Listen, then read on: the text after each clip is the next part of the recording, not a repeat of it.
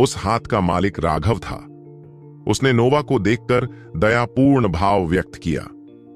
नोवा पहले तो गुस्से में था क्योंकि उसकी कलाई किसी ने पकड़ ली थी, लेकिन फिर जब हमने राघव का चेहरा देखा तो उसका गुस्सा गायब हो गया और उसकी जगह खौफ ने ले ली।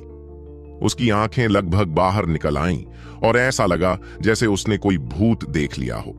उसने अपना हाथ वापस पाने के लिए पूरी ताकत से संघर्ष किया, लेकिन वह उसे वापस खींचने में जरा भी असमर्थ था क्योंकि उसका हाथ राघव की मुट्ठी में फंस गया था। आह! अपना हाथ वापस खींचने में असमर्थ नोवा आतंक में चिल्लाया, जैसे कि एक सुअर का वध किया जा रहा हो। सच में परेशान क्यों हो ना? धमाका! राघव का पैर नोवा की छाती से टकराया और उसका शरीर उड़ गया। हालांकि उसका हाथ अभी भी राघव की मुट्ठी में फंसा हुआ था और उसने उसके शरीर को फाड़ दिया। इस अचानक परिवर्तन ने सभी को चौंका दिया, विशेष रूप से विशालकाय ईगलगढ़ के बुजुर्गों को। वे जल्दी से नोवा के पास पहुंचे और उसे सहारा दिया। वे चौंक कर राघव को घूरने लगे। उनके कनिष्ठ स्वामी के पास पहले से ही प्रारंभिक ज्यानटियन क्षेत्र में किसी पर भी हावी होने की शक्ति थी। यह व्यक्ति उसे इतनी आसानी से कैसे घायल कर सकता था? इसके अलावा नोवा की अभिव्यक्ति से ऐसा लग रहा था कि वह इस व्यक्ति को पहचानता था और उससे बहुत भयभीत भी था। लंबा लंबा लंबा। नोवा को यह भी पता नहीं चला कि उसका हाथ कट गया है। उसने दूसरे हाथ से राघव की ओर इशारा किया, हकलाते हुए आखिरी शब्द नहीं बोल पाया। राघव! यह सलोनी ही थी जिसने आखिरकार यह नाम पुकारा। उसने अपने सामने खड़े इस आदमी को देखा, साथ ही नोवा को भी, जिसे ऐसा लग रहा था कि उसने भूत देख लिया है। ऐसा लग रहा था मानो उसकी आत्मा उसके शरीर से भाग जाएगी। राघव ने नोवा की ओर सिर हिलाया। वे कहते हैं कि अगर लोग किसी आपदा से बच जाते हैं तो उन्हें बाद में आशीर्वाद मिलना चाहिए, लेकिन आप इतने अपवाद क्यों हैं? जूली गुप्त क्षेत्र में तुम तीनों में से तुम ही जीवित बचे थे। उस समय मैं समर का पीछा करने में व्यस्त था और तुम्हारे साथ निपटने के लिए मेरे पास समय नहीं था। मुझे उम्मीद नहीं थी कि तुम इतने भाग्यशाली होगे कि मुकेश से बच पाओगे, लेकिन ऐसा क्यों है कि तुम अपने इस जीवन का ठीक से आनंद नहीं ले सकते जिसे तुम बड़ी मुश्किल से बचा पाए हो? तुम्हें बस खुद को मेरे सामने भेजना था। अब मुझे तुम्हें न मारना बुरा लगेगा, मानो तुम्हें न मारना तुम्हारे योग्य नहीं है। तो वास्तव में क्यों परेशान होना? तुम राघव हो? विशालकाय ईगलगढ़ के बुजुर्गों में से एक ने डर के साथ राघव की ओर इशारा किया। यह केवल विशाल ईगलगढ़ के लोग ही नहीं थे जो हैरान थे। आयरन ब्लड भाड़े की इकाई भी अचंभित थी, यहां तक कि विकराल की इकाई भी अचंभित थी। सलोनी और अन्य लोगों को अंततः एहसास हुआ कि राघव का नाम इतना परिचित क्यों लग रहा था। यह कैसा मजाक था? गुप्त क्षेत्र में उसने धर्मी और भ्रष्ट मार्ग के शीर्ष प्रतिभाशाली लोगों पर प्रभुत्व जमा लिया था। चुने हुए लोगों को खरबूजे की तरह काट कर मार डाला था। जहां भी उसकी कृपाण इशारा करती, लाशें ढेर हो जाती। जब उसने जूली गुप्त क्षेत्र पर प्रभुत्व जमा लिया था तो 7 प्रांत के प्रतिभाशाली लोग उससे एक भी वार झेलने में असमर्थ थे। वह व्यावहारिक रूप से एक ईश्वर जैसा अस्तित्व था। जूली गुप्त क्षेत्र में अंतिम लड़ाई के कारण राघव का नाम पहले से ही 7 प्रांतों में जोर से गूंज रहा था। वह अनगिनत युवा विशेषज्ञों के लिए एक आदर्श बन गया था। विकराल भाड़े के सैनिक यूनिट के सदस्यों को ऐसा लग रहा था जैसे वे सपना देख रहे हैं। इस देवता जैसे अस्तित्व ने उनके साथ खाया, पिया और सोया था। यह लगभग अवास्तविक लग रहा था। अगर आप राघव हैं तो कौन परवाह करता है? यह जगह ज्यूली गुप्त क्षेत्र नहीं है। विशालकाय ईगलगढ़ से ज्यानटियन विशेषज्ञों में से एक ने दहाड़ लगाई और उसकी कृपाण बिजली की तरह राघव पर टूट पड़ी। इस कृपाण ने सीधे अंतरिक्ष को काट दिया और एक भयानक ज्यानटियन शक्ति ने इसका पीछा किया, जिससे शून्य कांप उठा। जैसे ही उसने शुरुआत की, इस ज्यानटियन विशेषज्ञ ने अपनी पूरी ताकत लगा दी। विकराल की टुकड़ी के सदस्य भयभीत थे। इस कृपाण की शक्ति को उनमें से कोई भी रोक नहीं सकता था, लेकिन जैसे ही उनके दिलों में दर्द हुआ, राघव के हाथ में एक रक्त लाल कृपाण दिखाई दिया। हल्की सी आवाज सुनाई दी। उस भयानक हमले ने राघव के रक्त लाल कृपाण पर वार करके बस एक दबी हुई आवाज पैदा की। उनके आसपास की जमीन जरा सी भी नहीं हिली। यह देखना बेहद अजीब था। उस कृपाण के बल के अनुसार तो पूरी जमीन फट जानी चाहिए थी, लेकिन अब कोई प्रतिक्रिया नहीं हुई। हालांकि हमलावर की अभिव्यक्ति पूरी तरह से बदल गई। सलोनी भी यह देखकर बहुत खुश हुआ। राघव ऐसा तभी कर सकता था जब वह अपनी शक्ति का इस्तेमाल करके हमले में शामिल ताकत को दबाने और खदेड़ने में सक्षम होता। इसका मतलब यह था कि राघव की ताकत पहले ही इस जियानेटियन विशेषज्ञ से कहीं ज्यादा हो चुकी थी। अन्यथा बिना थोड़ी सी भी गड़बड़ी पैदा किए इस हमले को झेलना संभव नहीं था। उसे अपने प्रतिद्वंद्वी से कम 10 गुना ज्यादा ताकतवर होना था। जब तुम पादते हो तब भी तुम्हें अपनी छाती इसी तरह बाहर निकालनी पड़ती है। तुम अपनी बचकानी ताकत से मुझे मारना चाहते हो। मुझे इतना मत हंसाओ कि मैं मर जाऊं। मैं तुम्हें दिखाऊंगा कि असली ताकत क्या होती है। ऐसा कहने के बाद उनकी आध्यात्मिक ऊर्जा उनकी नई मेरिडियन में प्रवाहित हुई। उन्होंने 2 घंटे पहले ही अपनी मेरिडियन को अंतिम रूप से मजबूत किया था, जिससे वे एक परिपूर्ण अवस्था में पहुंच गए। उन्होंने उन्हें कुल 81 बार मजबूत किया था। राघव से एक अभूतपूर्व भयावह आभा निकली, जो सीधे बादलों को भेदती हुई बाहर आ रही थी। उससे एक अशांत दबाव फैल गया।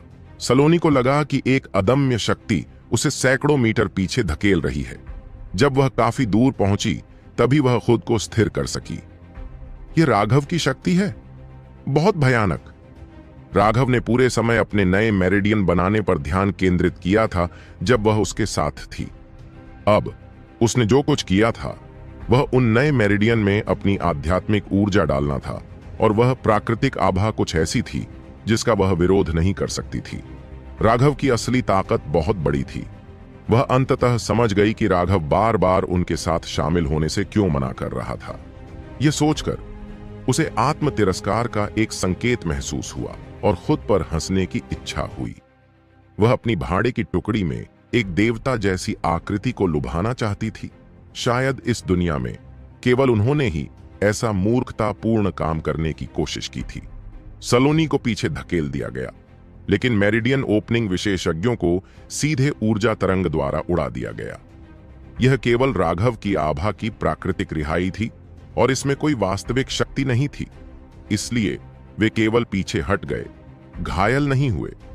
जहां तक उस विशेषज्ञ का सवाल है जिसने उस पर हमला किया था, वह भी दर्जनों मीटर पीछे उड़ गया था, पूरी तरह से भयभीत था।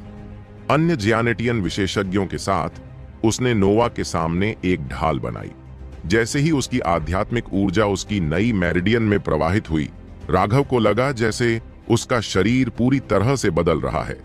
ऐसा लग रहा था जैसे उसका सारा खून बदल गया हो और उसकी हड्डियों से चटकने की आवाज निकल रही थी, जैसे वे खुशी से जयकार कर रही हों। जब उनकी आध्यात्मिक ऊर्जा पूरी तरह से उनके नए मेरिडियन में प्रसारित होने लगी तो उन्हें लगा कि उनके भीतर असीम ऊर्जा है। अगर उसकी पुरानी मध्याह्न रेखाएं छोटी नहरें थीं, तो उसकी नई मध्याह्न रेखाएं उफनती नदियों की तरह थीं। दोनों के बीच कोई तुलना नहीं थी। राघव ने अपनी कृपाण कंधे पर टिकाई और उदासीनता से उन छहों को देखा। अभी तक तो तुम सब बहुत प्रभावशाली दिख रहे थे, अब तुम ऐसे कैसे हो गए? इससे पहले 6 जियांटियन विशेषज्ञों ने विकराल की इकाई को एक जाल में फंसी मछली के रूप में माना था, जिसे वध किया जाना था। लेकिन अब राघव के सामने वे आतंक से भर गए थे। जब दोनों की तुलना की गई तो यह अविश्वसनीय रूप से विडंबनापूर्ण था। एक साथ हमला करो! उन पांचों ने एक दूसरे की ओर देखा और अचानक दहाड़ते हुए अपने हथियार निकाले और राघव पर हमला कर दिया। जब 5 जियांटियन विशेषज्ञों ने एक ही समय में हमला किया तो जियांटियन शक्ति भड़क उठी, जिससे स्वर्ग और पृथ्वी में हलचल मच गई। 5 हथियारों ने एक ही समय में राघव पर हमला किया। राघव ने ठंडी मुस्कान दी। उसकी कृपाण की एक लहर के साथ रक्त लाल रोशनी निकली। धमाका! 5 जियानेटियन विशेषज्ञ जमीन पर लुढ़क गए। उनमें से सभी खून की उल्टी कर रहे थे। 5 के विरुद्ध 1 मेरिडियन ओपनिंग बनाम जियानेटियन एक ही हमले ने उन 5 को हरा दिया था। सभी के दिल धड़क रहे थे। वह कितना शक्तिशाली था। विकराल मर्सिनरी यूनिट के योद्धाओं को अंदर ही अंदर खून खौलता हुआ महसूस हो रहा था। उन्होंने पहली बार ऐसा भयानक मेरिडियन ओपनिंग विशेषज्ञ देखा था। उन्होंने ज्यूली गुप्त क्षेत्र की कहानियां सुनी थीं। हालांकि उन किंवदंतियों में जो हुआ था वह उनके स्तर से बहुत दूर था। आज ही उन्होंने देखा कि एक सच्ची स्वर्गीय प्रतिभा क्या होती है। एक ही हमले में उन्हें पीछे धकेलने के बाद राघव संतुष्टि से मुस्कुराया। उसके नए मेरिडियन वास्तव में बहुत शक्तिशाली थे। जब उसकी आध्यात्मिक ऊर्जा उनमें प्रवाहित हुई तो उसने अपने भीतर असीम ऊर्जा महसूस की। उस तरह की भावना बहुत बढ़िया थी। उसने एक कदम बढ़ाया और उसकी कृपाण नीचे गिर पड़ी। जिस जायंटियन विशेषज्ञ ने शुरुआत में उस पर हमला करने की पहल की थी, वह खून की उल्टी करते हुए पीछे हटने की कोशिश कर रहा था। उसे रोकने का मौका भी नहीं मिला और एक कृपाण ने उसका सिर काट दिया। जैसे ही उसका सिर हवा में उड़ रहा था, राघव दूसरे व्यक्ति के पास पहुंचा और उसकी कृपाण एक बार फिर नीचे गिर गई। इस विशेषज्ञ ने जल्दी से रोकने के लिए एक भाला उठाया, लेकिन जो बात उसे भयभीत कर गई वह यह थी कि राघव की रक्त लाल कृपाण पर लगे प्राचीन चिन्ह चमक उठे और उसका भाला वास्तव में कट गया। नहीं, उसकी निराशा भरी चीख से कुछ भी नहीं बदला। तलवार गिर गई और वह निश्चल हो गया। उसके माथे से लेकर पेट तक खून की एक लकीर दिखाई दी। अचानक उसका शरीर दो टुकड़ों में बंट गया और जमीन पर गिर पड़ा। राघव ने दूसरी नजर भी नहीं डाली। वह पहले से ही तीसरे व्यक्ति पर था। उसकी कृपाण से आसमान में कृपाण ऊर्जा की बौछार हो रही थी। विदाई पवन स्लैश! इस व्यक्ति ने रोकने की कोशिश की, लेकिन वह कृपाण ऊर्जा के आकाश से खूनी धुंध में कट गया। यहां तक कि एक लाश भी नहीं बची। कमीने, जामर! शेष दो अचानक दहाड़ उठे और उनके हथियारों पर अनगिनत रूण चमक उठे। एक भयानक दबाव फैल गया। बकवास! वे अपने ज़ियानटियन हथियारों को सक्रिय कर रहे हैं। विकराल इकाई से किसी ने चिल्लाया। मुझे लगता है कि इसके बजाय अगर तुम मर जाओ तो बेहतर है। राघव ने अपनी कृपाण जमीन में गाड़ दी और फिर अपना बायां हाथ आगे बढ़ाया। एक नीली रोशनी निकली। पहले तो वह नीला प्रकाश केवल एक हथेली के आकार का था, लेकिन वह जल्दी ही बड़ा हो गया और जब वह उन दोनों तक पहुंचा तो वह 300 मीटर चौड़ा हो गया। वह बहुत बड़ा पैमाना था। यह अविश्वसनीय रूप से तेज था। पलक झपकते ही उन दोनों तक पहुंच गया। उस शल्क ने उनके शरीर को सीधे काट डाला और वे उसके शक्तिशाली दबाव से टुकड़े टुकड़े हो गए। दोनों ज़ियानटियन विशेषज्ञ, यह माना जाता है कि उनके शरीर के बाकी हिस्से जमीन पर गिर गए। वह आवाज लोगों के दिलों में गड़गड़ाहट की तरह थी। अचानक एक और हल्की सी आवाज आई। लोगों ने मुड़कर देखा तो एक गोल चीज जमीन पर लुढ़क रही थी। जिस विशेषज्ञ राघव को उसने पहले मारा था, उसका सिर अभी अभी जमीन पर गिरा था। पूरी भीड़ खामोश थी। राघव ने अपनी तलवार से खून को साफ किया और फिर उसे अपने कंधे पर टिका लिया। वह कांपते हुए नोवा की ओर चला गया। राघव के पास आते ही नोवा का चेहरा डर से पीला पड़ गया था। उसका पूरा शरीर कांप रहा था, लेकिन उसमें भागने की भी हिम्मत नहीं थी। उस समय उसने व्यक्तिगत रूप से देखा था कि राघव कितना निर्दयी था। उसने धर्मी और भ्रष्ट मार्ग के शीर्ष प्रतिभाशाली लोगों पर अपना वर्चस्व कायम किया था। जहां भी उसकी तलवार इशारा करती थी, खून की नदियां बह जाती थीं। उसका साहस पहले ही टूट चुका था। राघव की कृपाण लाल बिजली के बोल्ट की तरह थी, जिसने नोवा का सिर काट दिया। उसने इसके लिए माफी मांगी। माफ करें, लेकिन मुझे बकवास पसंद नहीं है, इसलिए मेरे पास आपको काटने के अलावा कोई विकल्प नहीं था। नोवा की सिरविहीन लाश धीरे धीरे जमीन पर गिर पड़ी। उसकी आवाज बहुत हल्की थी, लेकिन उसने सभी के दिलों को कांप दिया। चाहे वे आयरन ब्लड भाड़े के सैनिक यूनिट से थे या विकराल भाड़े के सैनिक यूनिट से, राघव को देखते हुए सभी के चेहरे पर भय था। उसकी अभिव्यक्ति शुरू से ही शांत थी, लेकिन यह एक भयावह अभिव्यक्ति से भी अधिक भयावह थी। एक भयावह अभिव्यक्ति हमेशा क्रोध का प्रतिनिधित्व करती है, और क्रोध में लोगों को मारना भयावह नहीं था। लेकिन राघव के चेहरे पर कोई खुशी या दुख नहीं था। 5 ज़ियानटियन विशेषज्ञों और विशालकाय ईगलगढ़ के जूनियर मास्टर को मारते समय भी उसके चेहरे पर जरा सी भी हरकत नहीं हुई थी। यहां तक कि पूरे दिन खूनी लड़ाई लड़ने वाले इन भाड़े के सैनिकों की खोपड़ी भी सुन्न हो गई थी। राघव की दबंगई ने उन सभी को ठंडा कर दिया। विकराल की टुकड़ी के सदस्यों ने राघव को श्रद्धा के साथ साथ अपरिचितता के भाव से देखा। क्या यह वही राघव था जिसने उनके साथ शराब पी थी और नशे में गालियां बक रहा था? उसका बायां हाथ अभी भी नोवा के सिर को पकड़े हुए था, जबकि उसकी कृपाण अब माधवन की ओर इशारा कर रही थी। माधवन की अभिव्यक्ति राख जैसी थी और पूरी आयरन ब्लड भाड़े की इकाई निराशा से भर गई थी। राघव के हमले अभी बहुत ही निर्दयी थे। कुछ ही सांसों में 5 ज्यानटियन विशेषज्ञ और नोवा मारे गए थे और उन्हें भागने का जरा भी मौका नहीं मिला था। अब उनमें से किसी ने भी हिलने की हिम्मत नहीं की, मानो वे बस अपनी मौत की सजा का इंतजार कर रहे हों। हर जगह के अपने नियम होते हैं। मूल रूप से मुझे भाड़े के सैनिकों की दुनिया के संघर्षों में हस्तक्षेप नहीं करना चाहिए था, लेकिन आज आपके कार्यों ने पहले ही उन नियमों को तोड़ दिया है, राघव ने माधवन से कहा। इस दुनिया में कई अलग अलग सामाजिक मंडल थे।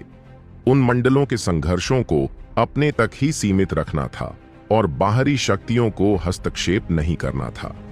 उदाहरण के लिए, विद्वानों के बीच एक साहित्यिक संघर्ष या व्यापारियों के बीच एक व्यापारिक संघर्ष का फैसला आपस में ही किया जाना चाहिए। लेकिन अगर उस सामाजिक दायरे से बाहर के लोग हस्तक्षेप करते हैं तो यह बेहद घृणित है और कोई भी इस नियम को तोड़ने वाले लोगों को नीची नजर से देखेगा। अगर आयरन ब्लड मर्सिनरी यूनिट ने सिर्फ मक्स्यू मर्सिनरी यूनिट को निशाना बनाया होता तो चाहे वे कोई भी तरीका अपनाते, यह अभी भी उनकी दुनिया के संघर्ष के दायरे में था। लेकिन जायंट ईगल स्ट्रॉन्गहोल्ड के लिए कुत्ते बनकर मक्स्यू मर्सिनरी यूनिट पर नजर रखने के लिए उनकी आंखें बनकर उन्होंने उस नियम को तोड़ दिया था। चूंकि उन्होंने पहले नियम तोड़े थे, इसलिए भले ही राघव एक बाहरी व्यक्ति था, फिर भी अगर उसने उन पर हमला किया तो वह तर्क के पक्ष में खड़ा था। यह सोचकर उनके दिल बैठ गए। उनके पास राघव को हराने या उससे बच निकलने का कोई मौका नहीं था। मैं, माधवन, अपने कार्यों की जिम्मेदारी लूंगा। यह निर्णय केवल मैंने लिया है और इसका मेरे अन्य भाइयों से कोई लेना देना नहीं है। यदि आप किसी को मारना चाहते हैं तो आपको मुझे मार देना चाहिए, लेकिन कृपया मेरे भाइयों को छोड़ दें, माधवन ने कहा। नेता! आयरन ब्लड मर्सिनरी यूनिट के सभी सदस्य चौंक कर चिल्ला उठे। उन्होंने कभी नहीं सोचा था कि उनका नेता उनके लिए खुद को बलिदान करने को तैयार हो जाएगा। यहां तक कि विकराल की इकाई के सदस्यों के दिल भी कांप उठे। उन्हें वास्तव में उम्मीद नहीं थी कि माधवन में इस महत्वपूर्ण क्षण में इतनी हिम्मत होगी। उन्हें थोड़ी अनिच्छा महसूस हुई। ठीक है, तुम्हें दिखावा करने की जरूरत नहीं है। क्या तुमने सोचा था कि अगर मैं तुम्हें नेक चरित्र का समझूं तो मैं नरम दिल हो जाऊंगा और तुम्हें छोड़ दूंगा? ऐसे बचकाने खेल मत खेलो। तुम मुझे धोखा नहीं दे सकते। मैं, राघव, भी नेक चरित्र का व्यक्ति नहीं हूं।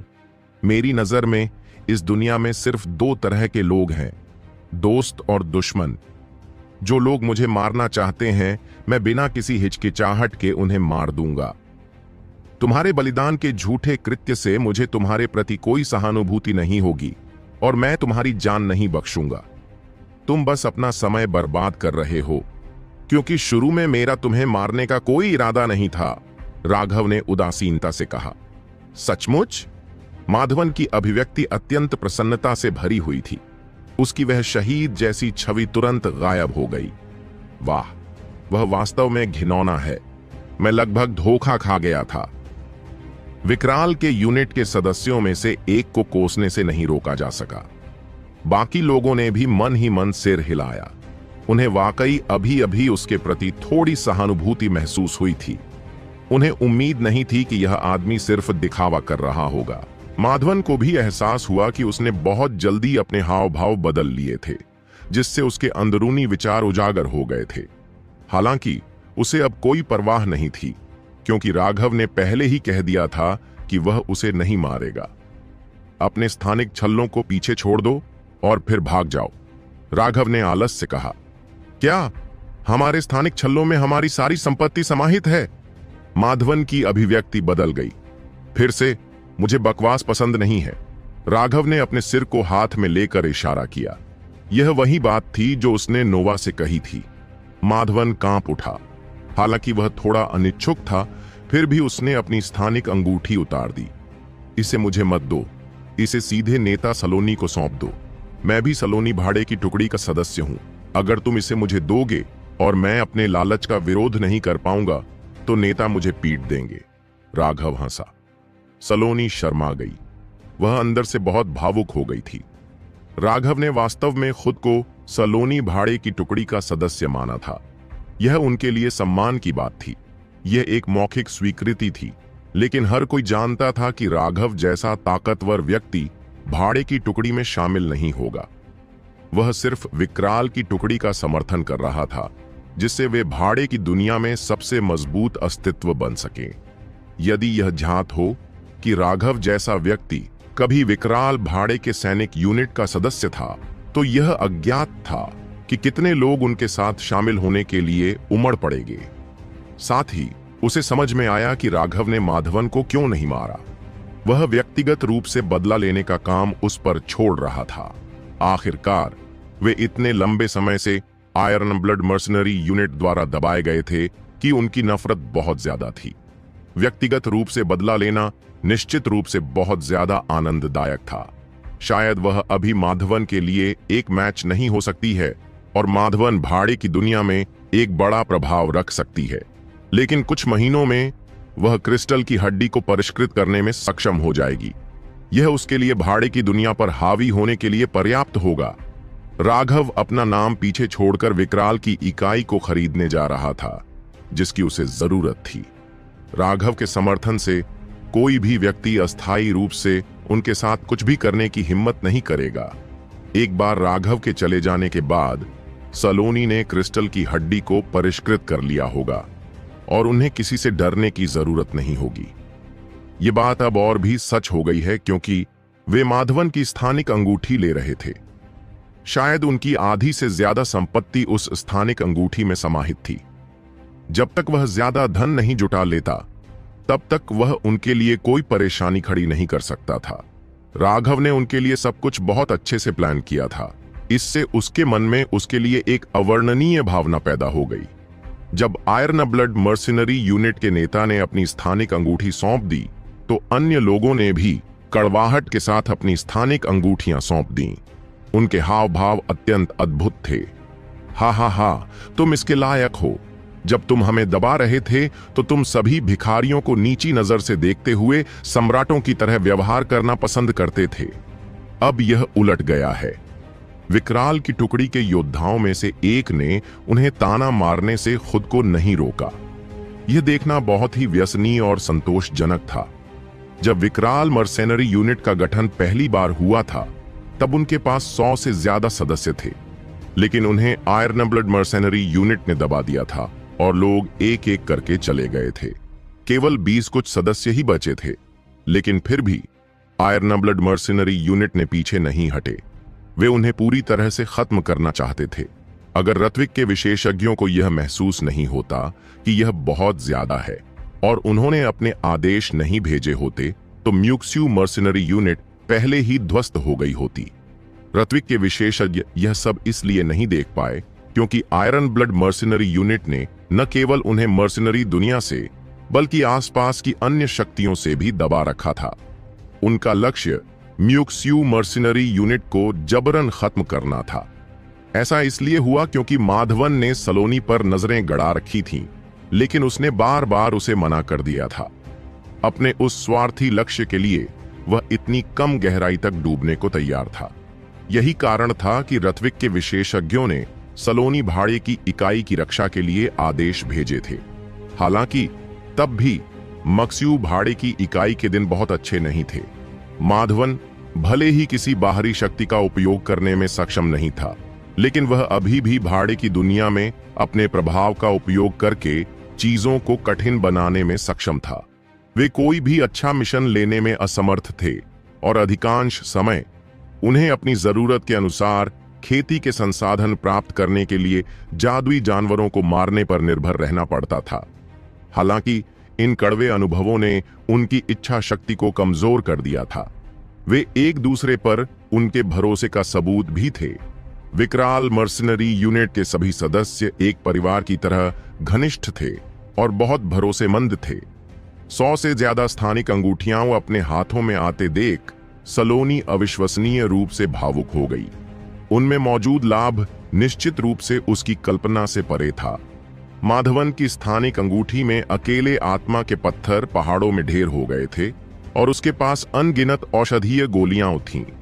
युद्ध कौशल और साधना तकनीकों की एक अज्ञात संख्या भी थी। यह वह सारी संपत्ति थी जो उसने वर्षों में जमा की थी। यह कोई आश्चर्य की बात नहीं थी कि माधवन की अभिव्यक्ति इतनी अजीब क्यों थी। जबकि वह शांत रहने की कोशिश कर रहा था, उसके चेहरे के भाव से ऐसा लग रहा था जैसे उसके पिता की अभी अभी मृत्यु हुई हो। आयरन ब्लड भाड़े की टुकड़ी के चले जाने के बाद भी विकराल की टुकड़ी अभी भी लकड़ी के ढेर की तरह खड़ी थी। राघव हंसा। तुम मूर्खों की तरह क्यों घूर रहे हो? जल्दी करो और युद्ध के मैदान को साफ करो। उन जियानटियन लोगों के पास निश्चित रूप से कुछ धन था। उन्होंने अब केवल प्रतिक्रिया की और वे जल्दी से उन लाशों की ओर भागे। उन्होंने जल्दी से 4 स्थानिक छल्ले और 2 अच्छे हथियार ढूंढ ली।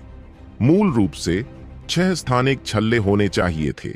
हालांकि उनमें से 2 लड़ाई के दौरान टूट गए थे। जहां तक युद्ध के हथियारों की बात है तो सिर्फ 2 जैंटियन हथियार ही बचे थे।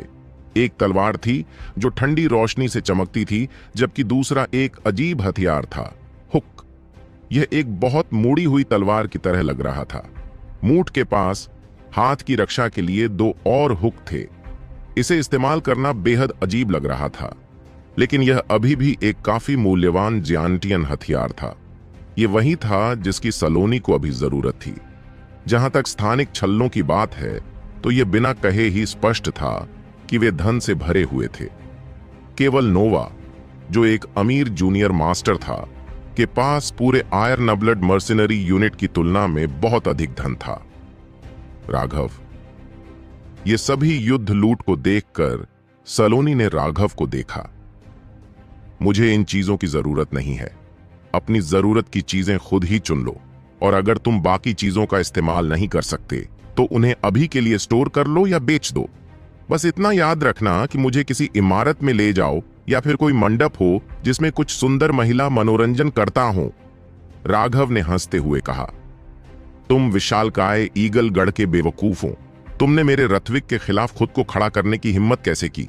क्या तुम मरना चाहते हो?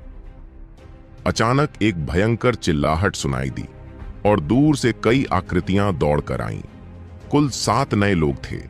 सामने वाले व्यक्ति ने एक लबादा पहना हुआ था जिससे उसका चेहरा छिप गया था, लेकिन जब राघव ने उस आकृति को देखा तो वह मुस्कुराए बिना नहीं रह सका।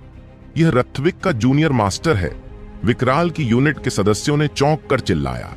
पूरे किंग प्रांत में एकमात्र व्यक्ति जो इस तरह से अपना आधा चेहरा छिपाने के लिए काला लबादा पहनना पसंद करता था, वह था मुकेश। उन्हें उम्मीद नहीं थी कि यह मामला रथविक के जूनियर मास्टर को व्यक्तिगत रूप से परेशान करेगा। मुकेश को किंग प्रांत के जूनियर पीढ़ी के नंबर 1 सदस्य के रूप में सराहा गया था।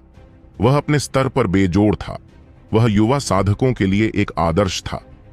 नोवा, अगर मैं आज तुम्हारा सिर नहीं काटता तो मैं मुकेश नहीं रहूंगा। मुकेश अविश्वसनीय रूप से तेज था। जब उसने पहली बार चिल्लाया तब भी वह सैकड़ों मील दूर था, लेकिन जब तक वह समाप्त हुआ तब तक वह पहले ही पहुंच चुका था। हमेशा की तरह आप अभी भी पीछे मुड़कर देखने पर सलाह देना पसंद करते हैं। मैंने पहले ही आपका सिर काटने में आपकी मदद की है। यहां। राघव हंसा और मुकेश की ओर सिर फेंक दिया। मुकेश पहले तो बहुत गुस्से में था, लेकिन जैसे जैसे वह करीब पहुंचा उसे एहसास हुआ कि स्थिति थोड़ी अलग है। इससे पहले कि वह समझ पाता कि क्या हो रहा है, उसने राघव की आवाज सुनी। उसे लगभग लगा कि वह मतिभ्रम कर रहा है। उसने अपना हाथ उठाया और सिर पकड़ लिया। राघव, तुम आखिरकार आ ही गए। हा हा हा। वे दोनों अचानक हंस पड़े। मुकेश ने सिर एक तरफ फेंका और दोनों ने एक दूसरे को जोर से गले लगा लिया। उन्हें पहले मठ में आखिरी बार एक दूसरे को देखे हुए कई महीने हो गए थे। अब वे दोनों मेरिडियन ओपनिंग क्षेत्र में कदम रख चुके थे। तुम यहां कैसे आए? मुकेश को विकराल की टुकड़ी के साथ राघव को देखकर आश्चर्य हुआ। उसने उनके कपड़े भी पहने हुए थे। हे, इसका जिक्र भी मत करो। कमीनों के एक समूह ने मेरा पीछा किया। अगर विकराल की टुकड़ी न होती तो शायद मैं अभी भी पहाड़ों में भटक रहा होता, राघव ने कहा। मुकेश ने पूछा, लोगों ने तुम्हारा पीछा किया? आखिर इतनी धार्मिकता की भावना किसके पास थी? मुकेश के शब्दों ने विकराल की टुकड़ी को हंसी में जमीन पर गिरने पर मजबूर कर दिया। राघव का चेहरा काला पड़ गया। बेटा, तुम लड़ना चाहते हो? हे, ये सिर्फ एक मजाक है। कौन इतना बेशर्म होगा कि तुमसे लड़ेगा? राघव। मुकेश हंसा। चलो अब इस बारे में बात नहीं करते, क्योंकि यह बहुत ज्यादा गुस्सा दिलाने वाला है। चलिए मैं आपको इससे परिचित कराता हूं। यह है, हाँ, मैं बहुत पहले ही नेता सलोनी से परिचित हो चुका हूं। राघव, यह आपके लिए सबसे अच्छा होगा कि आप अपना प्यार किसी ऐसे व्यक्ति पर न डालें जो आप में दिलचस्पी नहीं रखता, मुकेश ने सलाह दी। नेता सलोनी, आपको सावधान रहना होगा। इस बदमाश राघव के पास शायद कोई और हुनर ना हो, लेकिन महिलाओं को लुभाने की उसकी तकनीकें आसमान के नीचे बेजोड़ हैं। खुद को सुरक्षित रखें। मुकेश, तुम कमीने, राघव दहाड़ा। आह राघव, क्या तुम मुझसे बात कर रहे हो? मुकेश के पीछे खड़ा एक मजबूत आदमी राघव को देखकर मुस्कुराया। उसकी दाढ़ी घनी थी और आभा बहुत शक्तिशाली थी। राघव चौंक गया। यह व्यक्ति मुकेश के पिता जैसा ही लग रहा था। उम्र के मामले में वह उससे थोड़ा बड़ा लग रहा था। हे अंकल, वह निश्चित रूप से आपसे बात कर रहा था। देखो, इस बदमाश की नजर साफ तौर पर आप पर है। अगर आप उसे सबक नहीं सिखाते हैं तो मैं आपको नीची नजर से देखूंगा। मुकेश ने आंख मारी। एक बड़े हाथ ने मुकेश के सिर के पीछे थपकी दी। उसके चाचा ने शाप दिया, तुम छोटे बदमाश, अपने चाचा के खिलाफ साजिश रचने की तुम्हारी हिम्मत कैसे हुई? तुम्हें ही सबक सिखाने की जरूरत है। लगता है हमें यहां आने की जरूरत नहीं थी। भविष्य में यह दुनिया आप युवाओं के लिए होगी, इसलिए हम पहले यहां से चले जाएंगे। आप अपने मेहमानों के साथ जा सकते हैं। मुकेश के चाचा ने जमीन पर लाशें देखीं। अपनी तेज नजर से वह समझ गए कि उन्हें पूरी ताकत से मारा गया था। यही वजह थी कि वह यह नजारा देखकर बहुत दुखी हुए। वह राघव के पास गया और उसकी तारीफ करते हुए उसके कंधे पर थपथपाया। ऊर्जा और खून समुद्र की तरह और शरीर जंगली ड्रैगन की तरह। श्रेयस सही था। राघव, तुम निश्चित रूप से एक अद्वितीय प्रतिभाशाली व्यक्ति हो। तुम दोनों के साथ मिलकर तुम पूरे किंग प्राण पर अपना दबदबा बना सकोगे। ठीक है, तुम दोनों मस्ती कर सकते हो। जब तुम खेलते खेलते थक जाओ तो घर लौटना याद रखना। अपना ख्याल रखना चाचा, राघव ने जल्दी से सम्मानपूर्वक पुकारा। जब ऋत्विक के विशेषज्ञ चले गए तो राघव ने भावुक होकर कहा, मुकेश, आपके चाचा वास्तव में बुरे नहीं हैं। कृपया मुझे यह मत दो। क्या तुम सिर्फ एक छोटे से अपमान के कारण गुस्सा हो जाओगे? तुम सच में एक घिनौना छोटा आदमी हो जो लोगों को तब मारता है जब वे नीचे होते हैं, मुकेश ने गुस्से में कहा। जब लोग नीचे हों तो उन्हें मारना लोगों को नीचता से फंसाने की कोशिश करने से कम बेहतर है, राघव ने हल्के से कहा। माफ कीजिए, क्या मैं बीच में बोल सकता हूं? जूनियर मास्टर मुकेश, मैं सीधे आपको हिडन ग्राउंड स्पाइडर का क्रिस्टल कोर दे सकता हूं और आप मर्सिनरी गिल्ड में मिशन रद्द कर सकते हैं। तुमने वास्तव में इसे प्राप्त किया? मुकेश लगभग खुशी से उछल पड़ा। वह यहां केवल इसलिए आया था क्योंकि उसने सुना था कि 3 महान शक्तियां, जिनमें विशालकाय ईगल गढ़ भी शामिल था, विभिन्न भाड़े की इकाइयों को हिडन ग्राउंड स्पाइडर के कोर को प्राप्त करने से रोकने की कोशिश कर रही थीं। आज उसने ऋत्विक के अन्य शिष्यों से सुना था कि विशाल ईगल गढ़ के विशेषज्ञ बाहर चले गए थे। इसके बारे में सोचे बिना भी वह जानता था कि वे कुछ शर्मनाक योजना को अंजाम दे रहे थे और इसलिए वह भाग गया था। उसने कभी कल्पना भी नहीं की थी कि विकराल मर्सिनरी यूनिट ने वास्तव में हिडन ग्राउंड स्पाइडर का कोर प्राप्त कर लिया है। इससे वह बहुत खुश हुआ क्योंकि उसे अभी सबसे ज्यादा इसी की जरूरत थी। सलोनी से कोर प्राप्त करते हुए वह अतुलनीय रूप से उत्साहित था। वास्तव में सलोनी भाड़े की इकाई को धन्यवाद, मैं 3 गुना इनाम दूंगा, नहीं 10 गुना इनाम। भाड़े के सैनिकों के समूह को अक्सर मिशन सौंपे जाते थे। मिशन की घोषणा करते समय और मिशन पूरा होने पर गिल्ड इनाम का 5% ले लेता था। हालांकि वे कुछ लाभ लेते थे, लेकिन सभी को अच्छी तरह पता था कि भाड़े के सैनिकों के समूह के बिना उनके लिए एक भरोसेमंद मिशन प्लेटफॉर्म स्थापित करना बहुत कठिन होगा। इसलिए वे इस तरह से भाड़े के सैनिकों के समूह का उपयोग करने के लिए भुगतान करने को तैयार थे। हालांकि एक बार मिशन पूरा हो जाने पर वे वादा किए गए इनाम का केवल 5% ही लेंगे। अगर कोई पक्ष बाद में इनाम बढ़ाना चाहता है तो यह उनका मुद्दा है और वे हिस्सा नहीं लेंगे। चलो इनाम के बारे में भूल जाते हैं। उस समय अगर रथविक नहीं होता तो हमारी मक्स्यू भाड़े की इकाई बहुत पहले ही खत्म हो गई होती। इस बार हम ज्यादातर सिर्फ एहसान चुका रहे थे। सलोनी ने फिर राघव की ओर देखा। इसके अलावा हमारी मक्स्यू भाड़े की इकाई के पास अब पैसे की कमी नहीं है, इसलिए फिर से इनाम का जिक्र करने की कोई जरूरत नहीं है। मुकेश ने सिर हिलाया। ठीक है, मैं इतना बहस करने वाला व्यक्ति नहीं हूं। मैं इस उपकार को याद रखूंगा। चलो हम मेरे रेस्तरां में खाना खाने चल सकते हैं। आपके पास एक रेस्तरां है? आश्चर्यचकित राघव ने पूछा। कितना ताजा है?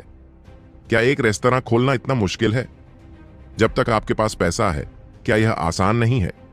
किसी भी मामले में सभी लोग मेरा अनुसरण करें। हमें आज ठीक से जश्न मनाना होगा। मुकेश ने राघव को खींचा और उन्हें किंगजो शहर में ले गया। किंगजो शहर किंग प्रांत का सबसे बड़ा शहर था और इसकी राजधानी भी। शहर हजारों मील चौड़ा था। ऊंची ऊंची इमारतें थीं और एक प्राचीन आकर्षण मौजूद था।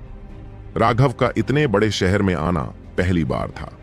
हालांकि ज्वांतियान सुपरमोनेस्ट्री सू प्रांत की सबसे शक्तिशाली शक्ति थी, लेकिन वह एक संप्रदाय था और वह धर्मनिरपेक्ष दुनिया के कोलाहल से बहुत दूर था। जहां तक सू प्रांत की राजधानी का सवाल है, उसने इसे कभी नहीं देखा था। हालांकि उसने खुद को ऐसे नजारे के लिए तैयार कर लिया था। फिर भी किंग्जो शहर को देखकर राघव को झटका लगा। यह विशाल प्राचीन शहर एक सोए हुए राक्षस की तरह लग रहा था। इसके हर इंच से एक प्राचीन दांव ताबीज निकल रहा था। हालांकि चौड़ी सड़कें लोगों से भरी हुई थीं। सिर्फ एक सड़क 1 मील चौड़ी हो सकती थी। ये सभी लोग मार्शल आर्टिस्ट थे। जैनेटियन विशेषज्ञ बिल्कुल भी दुर्लभ नहीं थे। मेरिडियन ओपनिंग साधक हर जगह थे और बोन फोर्जिंग साधक कुत्तों की तरह बहुतायत में थे। हालांकि इन साधकों के पास उच्च साधना आधार थे, लेकिन उनकी आभा शक्तिशाली नहीं थी।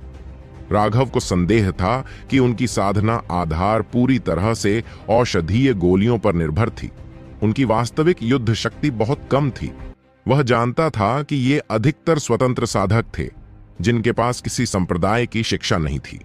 वे साधना संसाधन प्राप्त करने के लिए केवल अपने स्वयं के काम पर ही निर्भर रह सकते थे।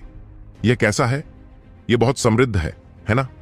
मेरे किंगजो शहर की तुलना में आपका ज्वानेटियन सुपरमठ सिर्फ एक बड़ी जेल है। देखो यहां कितने लोग हैं।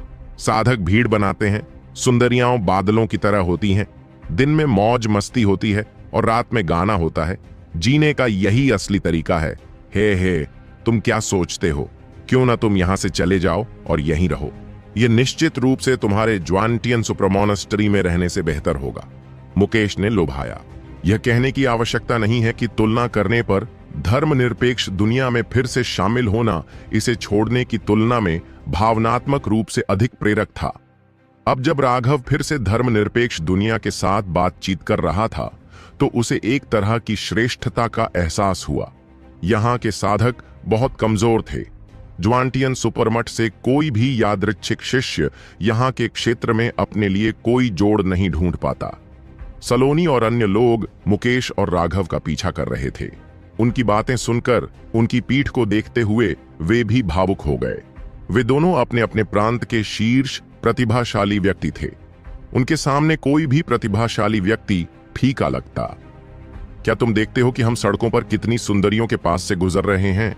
क्या तुम्हें उनकी पूजा भरी निगाहों से ईर्ष्या नहीं होती? मुकेश की अभिव्यक्ति शांत थी, लेकिन उसकी आवाज में थोड़ा गर्व था।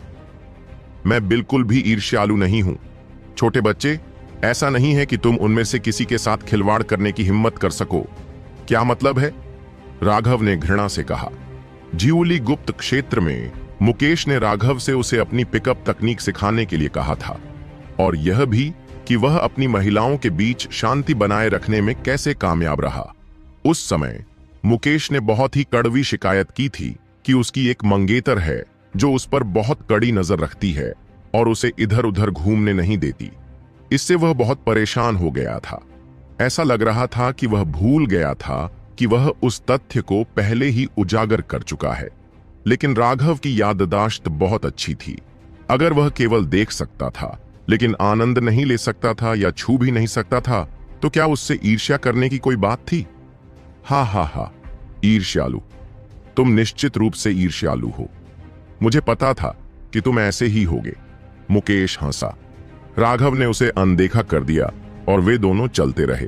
चलते हुए उसने प्राचीन और समृद्ध शहर का निरीक्षण किया। हवा में कुछ खास महसूस किया। हे, हम आ गए हैं। क्या आप इसे देख रहे हैं? ये मेरा रेस्तरां है, हीरो कन्वर्जेंस बिल्डिंग। आप इस भव्य नाम के बारे में क्या सोचते हैं? एक ऐसी जगह जहां सभी हीरो इकट्ठा होते हैं। ये बुरा नहीं है, है ना? मुकेश ने गर्व से एक बड़ी इमारत की ओर इशारा किया। राघव ने अपना सिर उठाया। रेस्तरां काफी आलीशान लग रहा था और यह बुरा भी नहीं था। लेकिन जब उसने प्रवेश द्वार के ऊपर शब्दों की एक पंक्ति देखी तो उसके चेहरे पर घृणा की भावना उभर आई। क्या यह आपके द्वारा लिखा गया था? बेशक, बस उस सुलेख को देखो। और कौन ऐसे बोल्ड प्रभावशाली स्ट्रोक के साथ लिख सकता है? मुकेश ने गर्व से कहा। हाँ, ठीक है, चलो अब उस सुलेख को अनदेखा करते हैं। मुझे बहुत उत्सुकता है कि आपने मूल क्षैतिज स्क्रॉल को एक ऊर्ध्वाधर स्क्रॉल में बदलने का फैसला क्यों किया। जहां तक आपके मेहमान बादलों की तरह आते हैं की बात है, तो यह सबसे बुरी चीज नहीं है जो मैंने पढ़ी है। मैं वास्तव में जानना चाहता हूं कि अगली पंक्ति अ क्लाउडलेस स्काई के बारे में आप क्या सोच रहे थे। क्या आप खुद को कोस रहे हैं कि आपका कोई व्यवसाय नहीं है? राघव व्यावहारिक रूप से निःशब्द था, क्योंकि वह प्रवेश द्वार पर लिखे अद्भुत दोहे को देख रहा था। सलोनी और दूसरे लोग भी उस दोहे को अजीब नजरों से देख रहे थे। कोई आश्चर्य नहीं कि यह रेस्टोरेंट इतना सुनसान और खाली लग रहा था। ऐसा लग रहा था जैसे उन्होंने जानबूझकर ऐसा किया हो। छी, बकवास बंद करो। तुम खाना चाहते हो या नहीं? जब मैं तुम्हें खाना खिलाता हूं तब भी तुम्हें बहुत नखरे दिखाने पड़ते हैं। क्या तुम अपने दोस्त के साथ बाहरी व्यक्ति की तरह व्यवहार कर रहे हो? मुकेश शर्मा गया। उसे यह भी लगा कि उसने जो दोहे बेतरतीब ढंग से लिखे थे वे थोड़े अनुचित थे। वह जल्दी से उन्हें अंदर ले आया। वे एक विशाल हॉल में पहुंचे जहां एक भी व्यक्ति मौजूद नहीं था। यह वास्तव में बादल रहित है। राघव अपनी हंसी रोक नहीं सका। मुकेश ने गुस्से से चिल्लाते हुए कहा, हेलो, यहां से बाहर निकलो और अपने ग्राहकों से मिलो। जूनियर मास्टर, ओह, मेरा मतलब है बॉस, आप आ गए। अचानक वेटर के कपड़े पहने एक व्यक्ति दौड़ता हुआ आया। बाकी लोग कहां हैं? दुकानदार कहां है? मुकेश गुस्से से बोला। क्या यह खाने का समय नहीं है? वे सड़क के उस पार रेस्तरां में खाना खाने गए हैं, वेटर ने जवाब दिया। सलोनी अब खुद को रोक नहीं सका और हंस पड़ा। वे वास्तव में खाने के लिए दूसरे रेस्तरां में चले गए थे। मुकेश, तुम क्या खेल रही हो? राघव भी अपनी हंसी रोक नहीं सका। मुकेश ने शरारती अंदाज में हंसते हुए कहा, सच में मैंने यह रेस्टोरेंट सिर्फ मौज मस्ती करने के लिए खोला था। कुछ लोग मेरे मोह परिवार को सार्वजनिक रूप से चुनौती दे रहे हैं और यहां तक कि इस जगह के किराएदार भी उनके साथ शामिल हो गए हैं और किराया देने से इनकार कर रहे हैं। इसलिए मैंने उन्हें सीधे बाहर निकाल दिया।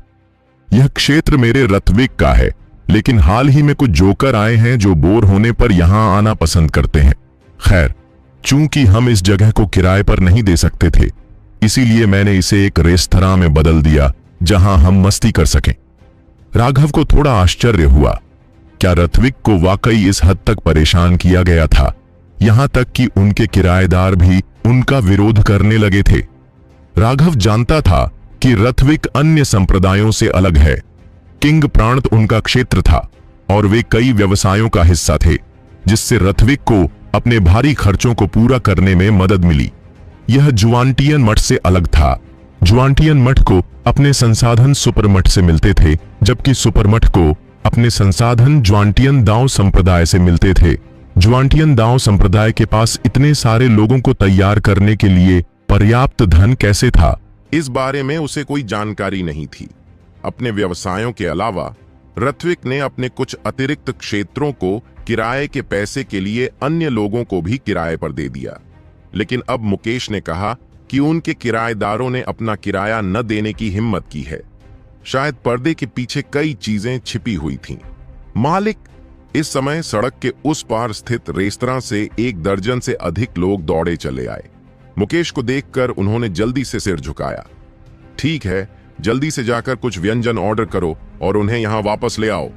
मुझे यकीन है कि इतने लंबे समय तक वहां खाने के बाद तुम्हें उनके सबसे अच्छे व्यंजन पता चल गए होंगे, मुकेश ने कहा। हाँ, हमने उनके मेनू में मौजूद हर चीज आजमा ली है। चिंता मत करो बॉस, हम अभी चलेंगे। वे लोग सड़क के उस पार वाले रेस्तरां में वापस भाग गए। राघव को समझ में नहीं आ रहा था कि वे क्या कर रहे हैं। क्या सभी शहरी लोग इस तरह से खेलना पसंद करते हैं? आओ ऊपर चलें। मुझे लगता है कि तुम इस रेस्टोरेंट के पहले ग्राहक हो। मुकेश हंसा। वे सभी उसके पीछे पीछे ऊपरी मंजिल पर चले गए। ऊपरी मंजिल पर सिर्फ एक ही टेबल थी, जो इतनी बड़ी थी कि सभी उस पर बैठ सकें। यहां से सभी व्यस्त सड़कों को देखना संभव था। देखने का क्षेत्र बहुत विस्तृत था और यह एक बहुत ही आरामदायक जगह थी। यहां खाना निश्चित रूप से बहुत शानदार था। वे अभी बैठे ही थे कि राघव ने देखा कि सामने वाले रेस्तरां से कुछ लोग बड़ी बड़ी ट्रे लेकर दौड़े चले आ रहे हैं। ट्रे में तरह तरह के स्वादिष्ट व्यंजन रखे हुए थे। कुछ ही पलों में इन बोन फोर्जिंग वेटरों ने टेबल को व्यंजनों से भर दिया। यह कहने की जरूरत नहीं थी कि इन लोगों का स्वाद वाकई बहुत बढ़िया था। ये सभी व्यंजन लाजवाब थे, जिन्हें देखकर किसी का भी मुंह पानी भर सकता था। मुकेश ने अपनी स्थानिक रिंग से बढ़िया वाइन के दर्जनों जग निकाले और वेटरों ने जल्दी जल्दी सभी के कप भर दिए। सलोनी, मुझे आपकी भाड़े की टुकड़ी के लिए एक प्याला उठाने दो। मैं निश्चित रूप से इस एहसान को याद रखूंगा, मुकेश ने गंभीरता से कहा। हालांकि वह ऋत्विक का जूनियर मास्टर था, लेकिन वह जानता था कि भाड़े का सिपाही होना चुनौतीपूर्ण था। हर दिन वे एक ब्लेड की नोक पर नाचते थे और उनमें से कोई भी किसी भी समय मर सकता था। वे खतरे पसंद करने वाले, वफादार और सीधे साधे लोग थे। मुकेश कभी कभी उनकी जान के लिए तरसता था। मुकेश को शराब देने के लिए खड़ा देखकर विकराल की टुकड़ी भी खड़ी हो गई। वे किंग प्रांत की जूनियर पीढ़ी के नंबर 1 के प्रति सम्मान से भर गए। प्रोत्साहित करना, उन्होंने कुछ नहीं कहा। कहने के लिए कुछ भी नहीं था। उनकी सारी भावनाएं इस शराब में व्यक्त हो गई थीं। आखिर कितने लोग थे जो मुकेश को उनके लिए टोस्ट का प्रस्ताव देने में सक्षम थे? भाड़े के सैनिकों की दुनिया की बात तो छोड़िए, यहां तक कि पूरे किंग प्रांत में भी ऐसे बहुत कम लोग थे जिन्हें कभी ऐसा व्यवहार मिला हो। सच में तुम्हें राघव का शुक्रिया अदा करना चाहिए। यह वास्तव में हमारे लिए काफी शर्मनाक है। अगर राघव नहीं होता तो शायद हमें हिडन ग्राउंड स्पाइडर का कोर नहीं मिल पाता और हम में से ज्यादातर शायद अब मर चुके होते। सलोनी अफसोस से आहें भरने से खुद को नहीं रोक पाई।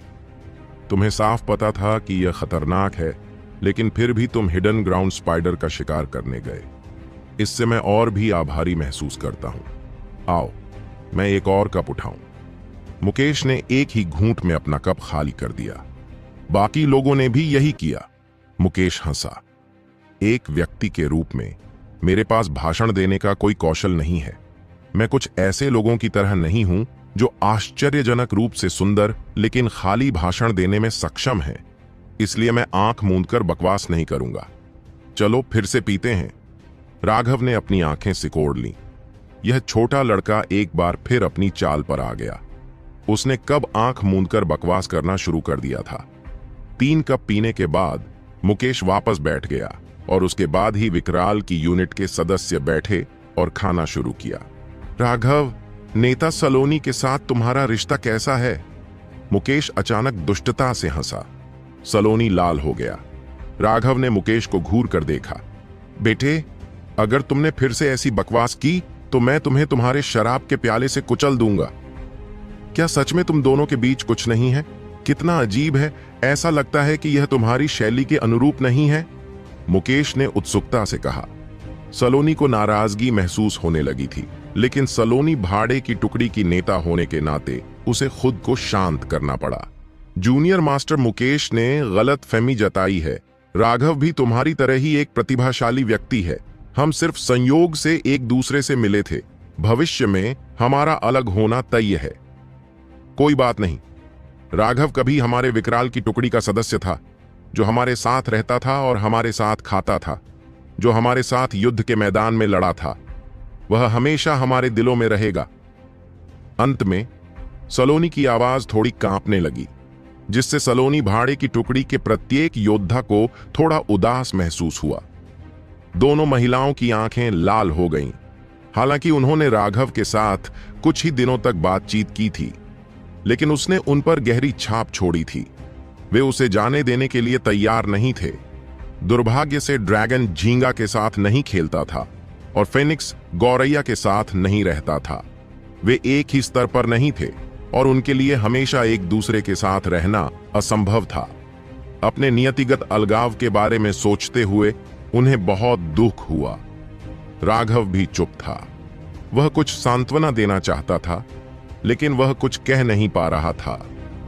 मुकेश को अजीब लगा और उसने जल्दी से कहा, हमें बस खुश होना चाहिए कि हमने साथ में यह समय बिताया। साधना के मार्ग पर क्या होगा